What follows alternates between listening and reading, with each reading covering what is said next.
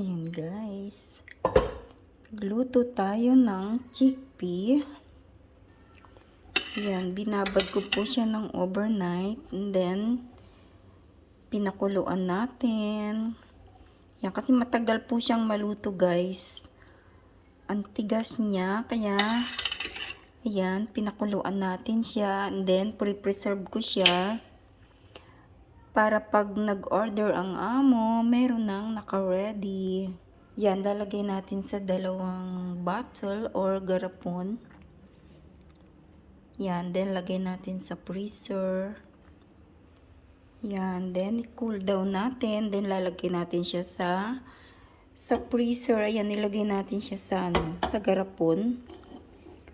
Para pag nag-order ang amo, meron tayo agad-agad. Hindi na natin kailangan maghintay pa ng matagal. Ayan, kaya nire-ready ko na siya. Ayan, thanks you for watching. Ayan, salamat. Till next video.